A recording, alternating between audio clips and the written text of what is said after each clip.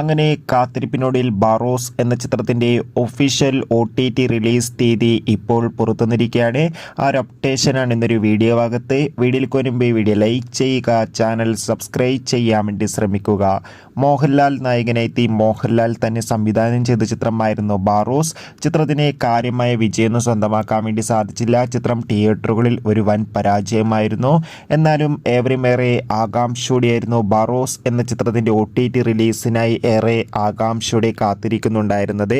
Finally ചിത്രത്തിൻ്റെ OTT അവകാശങ്ങളൊക്കെ ഇപ്പോൾ Disney plus Hotstar എന്ന OTT പ്ലാറ്റ്ഫോം സ്വന്തമാക്കിയെന്ന് ഒഫീഷ്യലായി കൺഫേം ആക്കിയിട്ടുണ്ട്.